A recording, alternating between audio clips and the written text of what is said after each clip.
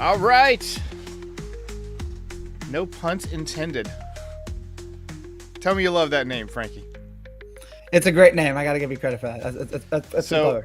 we decided it was more of an executive decision on my part that New York football sucks and that nobody cares about it this year. So we're kind of shifting to cover all football because, I mean, honestly, how many weeks in a row can we say the Giants are awful, the Jets are awful, Daniel Jones got released, all that stuff. But we got lots of shit to talk about today. We missed last week, so immediately my prediction where I said engrave it in stone that the Chiefs are going undefeated, that didn't work out. I said the Dolphins' season was done. They've now won. They keep winning. Tua, no concussions this week, continues to play well. But let's start with the Raiders, Justin. They are running out of quarterbacks. You want to weigh in on the situation out there in Las Vegas? Vegas. Yeah. So Vegas, baby! Vegas, baby. So Minshew broke his collarbone. Aiden O'Connell's been out for a while, so they're down to Desmond Ritter, the cast off from the Falcons. Who is he related to John Ritter? No, I wish. it's spelled with D's and not T's. Oh, okay. So I never even heard of him. Yeah, I've heard of him. He got drafted fairly high, went to the Falcons, played kind of trash there, so now he's with the Raiders because that's where everybody who plays like trash goes. You have to say it like this: the Raiders. The like Raiders. Chris The Berman. Raiders. The Raiders. My dad's a big Raiders. Raiders fan. I miss Chris Berman. He could go all the way. Hey. Where is he? Is he like just retired? He's on ESPN Plus. He does the NFL Wow. primetime show there, and he still Wow, you does have to- the fastest 3 minutes during Monday Night Football. So you have to pay to see him now? Yeah, but I mean, he's older now, so I mean, and I get it. I understand why ESPN wanted to move on from him in their traditional ESPN coverage. But the man has earned the right to have an ESPN Plus show. I Yeah. think his wife died a couple of years ago, so he's been kind of Yeah. taking a step back. That sucks, whatever. Yeah.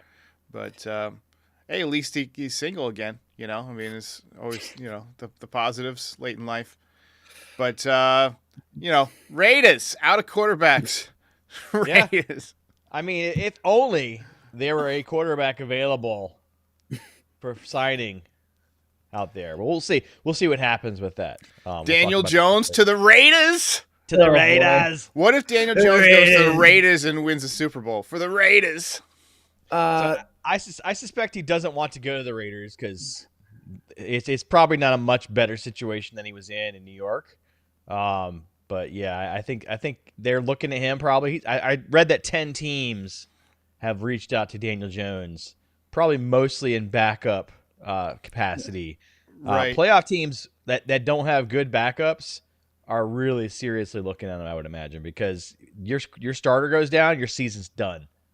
Right? Yeah. Do Well, the if Ravens you put want- Daniel Jones in, your season's done also. So let's I don't know not about get that. too I mean, excited and get too fucking excited about Daniel Jones being I don't available know, as I don't back.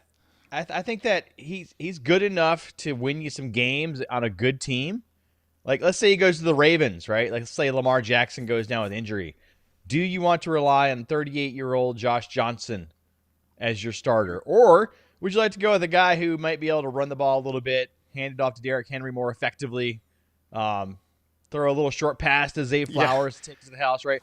It's really going to come down to that. Like a team that doesn't have a good backup, like the Vikings, right? You got Sam Darnold there.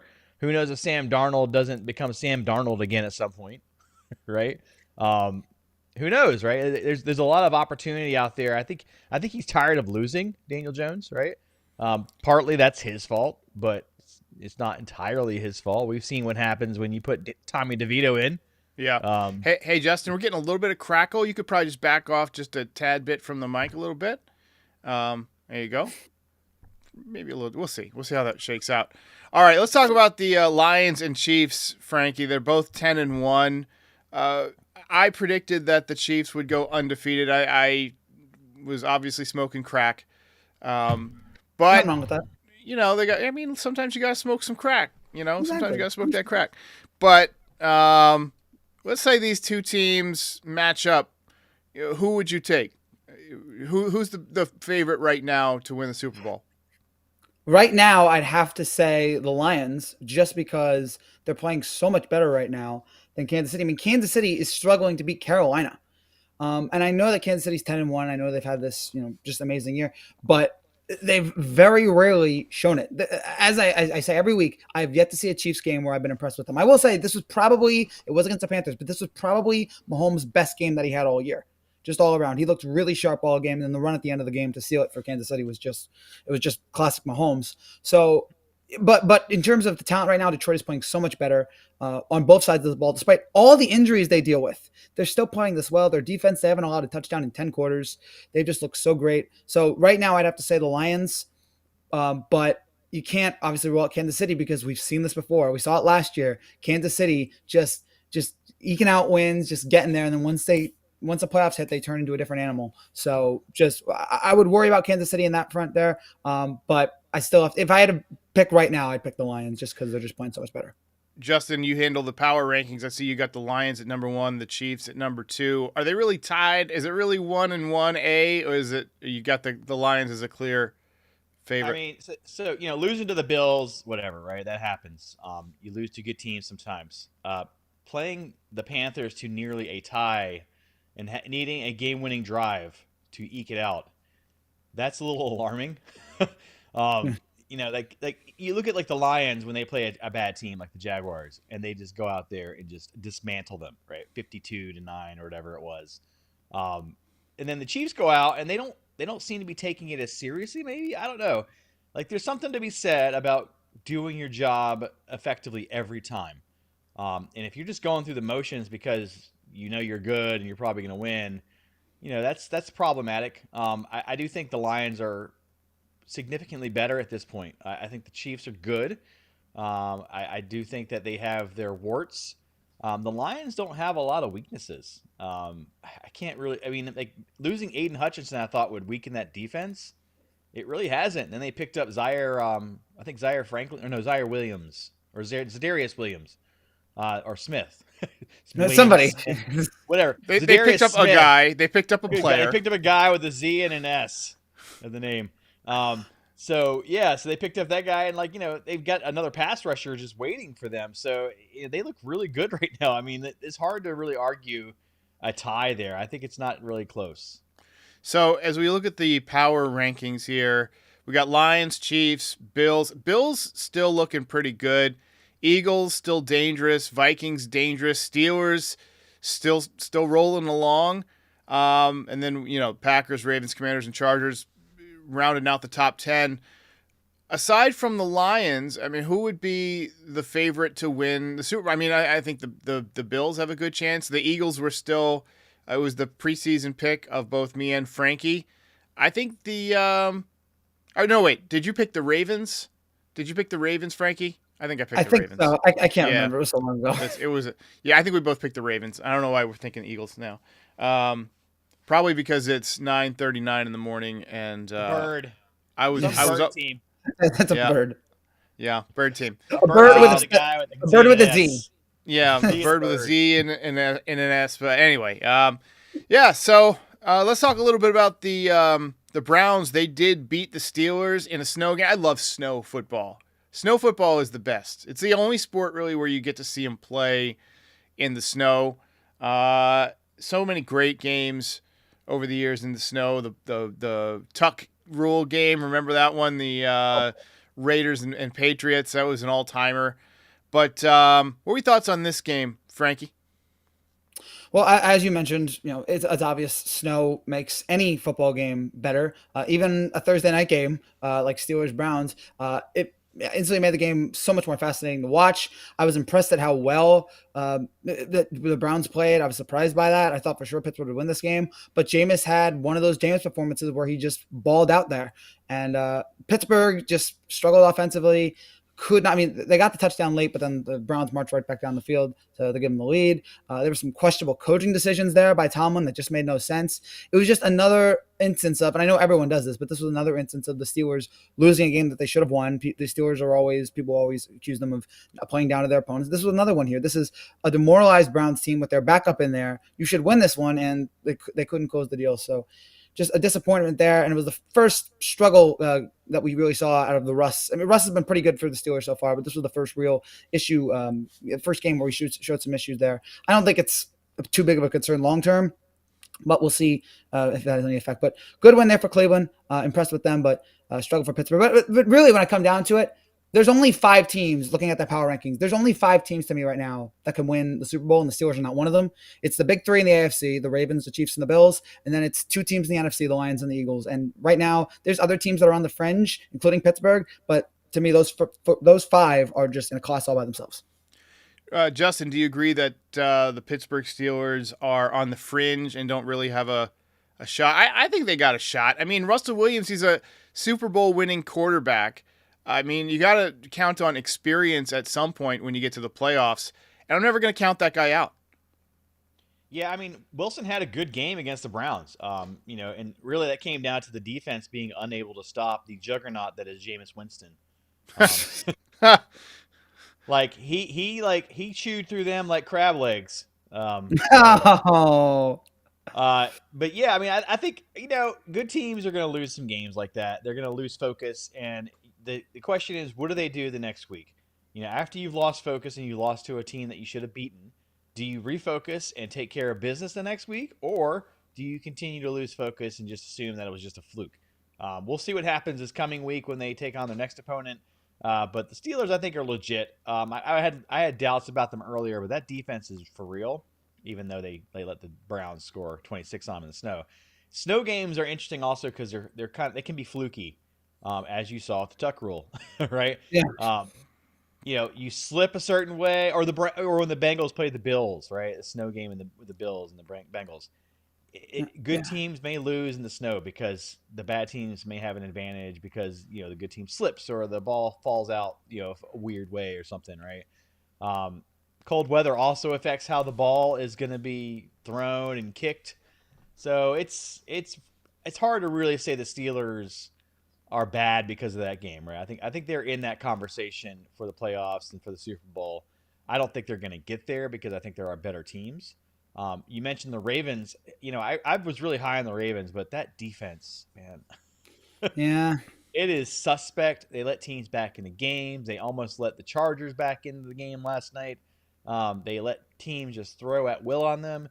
So when you're letting a team like the Chargers, who have Justin Herbert's decent, but they have no receiving threats really, other than the rookie, and you're letting them just throw all over you, that's concerning. I don't think Super Bowl winning teams are teams that can't play defense, especially because in the playoffs you're going to start playing some really good teams. Yeah, I noticed that actually in Madden. I know Madden is not real life, but I noticed that my defense sucked. I'm using the Ravens, and I'm like, man, this defense is just a clown show. But what else do we have? We had the Eagles. They crushed the Rams. Frankie, any thoughts on that game? 2 words: Saquon Barkley. He's a beast. Absolutely sensational performance. And not to bring up the Giants again, but what a fitting end to that day for the Giants on one of the worst games they played against Tampa, where they let the Bucs score 30 on them. And then the nightcap is Saquon. What was it? 300 total yards for Saquon. I believe, if I'm not mistaken, Saquon had more total yards of offense than the Giants did. On Sunday, which 255 rushing yards, 2 touchdowns for Saquon. So we get a preview on our players of the week here. We'll go ahead and go through them. I mean, I got Tua, 317 yards, 4 touchdowns, no interceptions, and no concussions this week. That's the most important stat. Exactly. Yes. Solid week when you don't have any concussions. And then Justin, Pat Mahomes of the now defeated but still deadly. Do you think that they're just going to turn it on when they get to the playoffs? Yes. I mean, they better. Because there are some really good teams out there. Previous seasons there have been good teams too, but they're going to have to do something once they hit the Bills or the Steelers, right, or the Ravens even. It's going to be a tough road for them this year. Any thoughts on Cowboys Commanders? 34-26, one of the games of the week. The Cowboys eke out the victory. Justin, you want to take that one? Yeah, so this game was only notable because of what happened in it, not so much because of the teams playing. So for one, the Commanders lose a game they absolutely should have won. They are now far behind in the division, behind the Eagles. The Eagles have really turned it around. They were struggling for a while there, and then they remembered they had Saquon Barkley. I'm like, oh yeah, we should give this guy the ball. But with the Cowboys and the Commanders game, the Cowboys were like up 10-9 or something at some point, and then Jaden Daniels just starts going off, starts throwing touchdowns. The Cowboys run back a kick. I guess Cavante Turpin fumbles the ball and then does this wild spin move at midfield and then just takes off. And then the Commanders score again, so it's back and forth. And then the kicker misses an extra point that would have tied it. So, your kicker is like screwing you for the game. So they try an onside kick. Let's get the ball back. And the Cowboys get the ball. They just they recover the onside kick, but they don't just recover it. They run it back, right? So it's like the final score is like 36-29 or something weird, right? After it was 10-9 with 6 minutes left in the quarter. So these teams went on a scoring flurry at the end of the game there. Cowboys somehow pulled it out. I think it's fluky, but the Commanders definitely needed that to stay in the playoff conversation. So, Frankie, who you got for MVP at this point? I've got Josh Allen at this point. He's my guy, but we've got, Saquon Barkley's, crashing the party there. We got, Lamar Jackson obviously still getting some love. Who's your pick for MVP at this point? Right now, barely it's Josh Allen just because the Bills have a better record. But there's 4 or 5 guys right now that have a shot at it. And you mentioned, Saquon. I only think he's going to win it if he has an historic year, because usually they give it to the quarterback. And if they give it to anyone else, it's someone who had an historic year. And Saquon, while he's had a really great year, has not had an historic year, at least yet. We'll see what happens in the last 6 weeks. But I don't think he'll get it unless he's able to pull that off. Then you have Lamar. Obviously, he's won it twice before. You can see if he can win it again. But I think the Ravens have lost too many games right now for him to be the leader. Mahomes, just because I wouldn't give it to him, but the Chiefs are 10-1 and they're leading. They're number one seed in the AFC, and they usually like to give it to somebody, the quarterback of the number 1 seeded team. So it might be Kansas City there. And then don't forget Jared Goff and with Detroit, what he's doing over there with Detroit. So we got 5 guys right now that are legitimately in this race, and it's going to be exciting to watch. Not only with all the playoff scenarios going on and see who gets what seed, but see who's going to win MVP. It's a wide open race, and I think that's going to make the next 6 weeks a lot of fun. But I'm going to take, by the narrowest of margins, I'm going to take Josh Allen and the Bills. And we didn't mention, since we weren't on last week, the win against the Chiefs was great, and especially that run at the end of the game to give the Bills the win was just the stuff of legends. Justin, I want to talk a little bit about Aaron Rodgers. There's some rumors that he could get benched, he could get cut.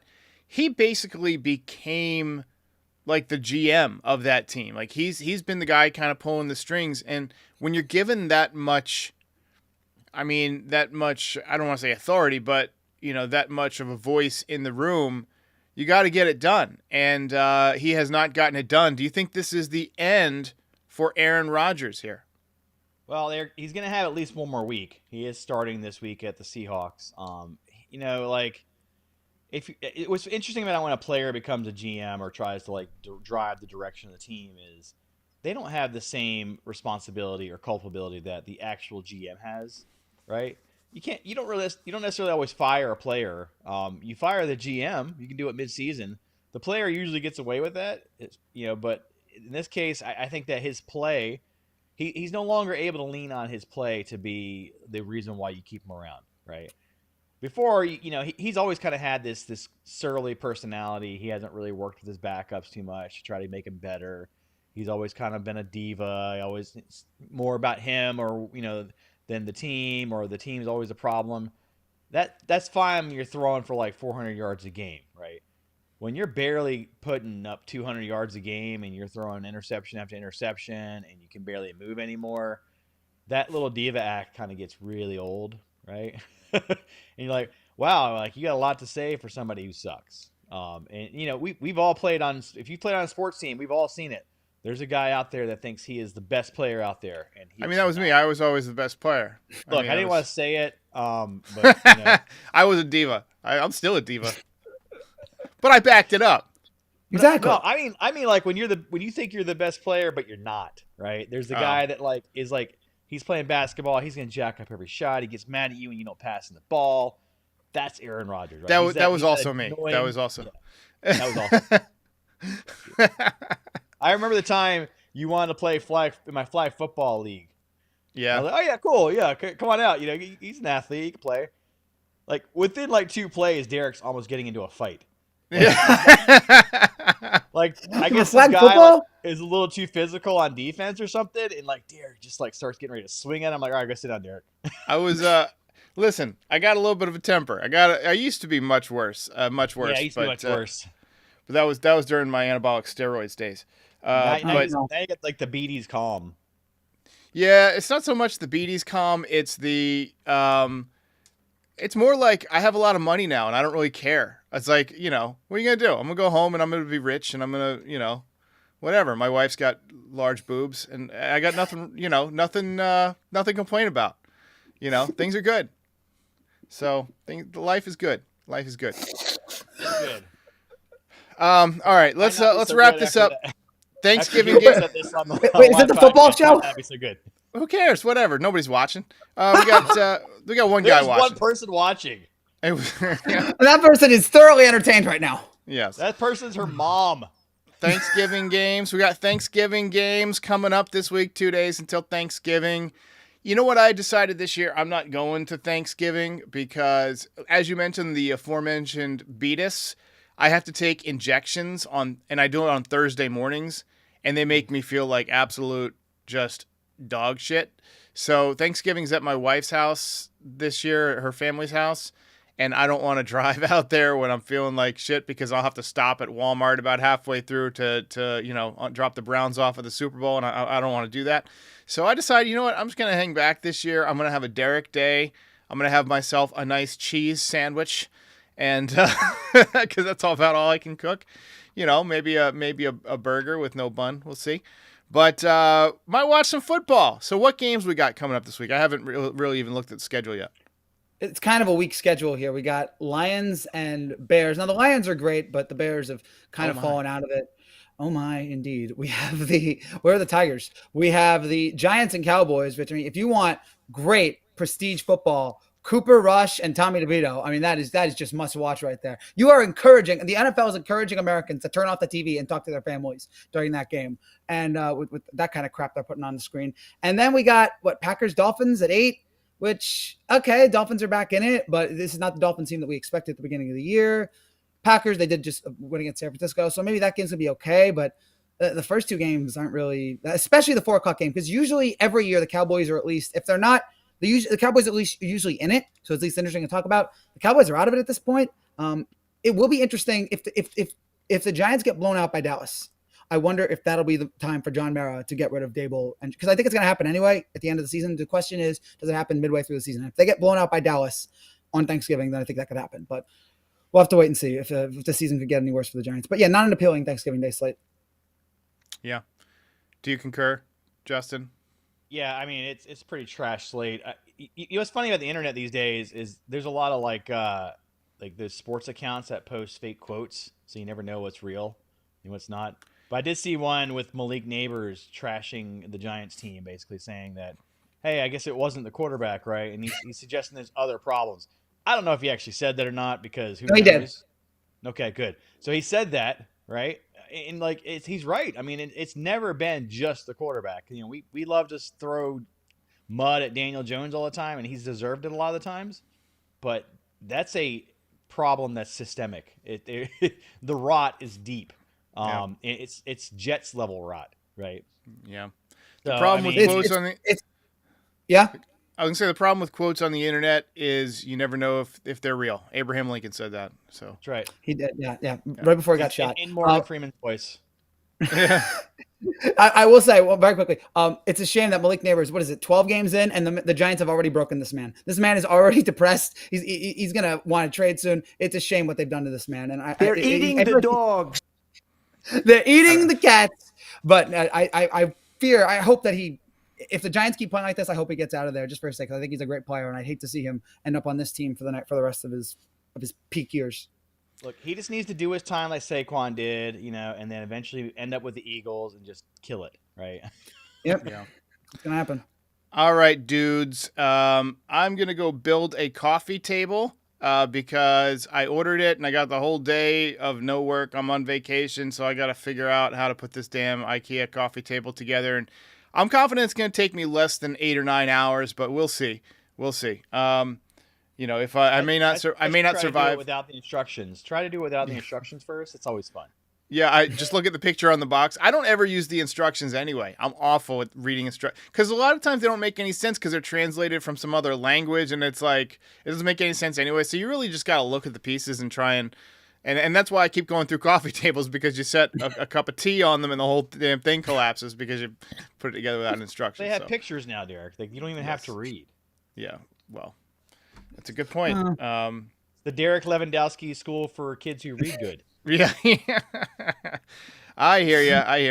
All right, let's get one of those rim shots. There we go. Yeah. Loud as shit. Yeah.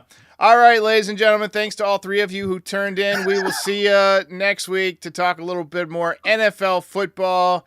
We are no longer the New York Football Show. We are, no pun intended. And as you can tell, I stopped giving a shit. So we will see you next week.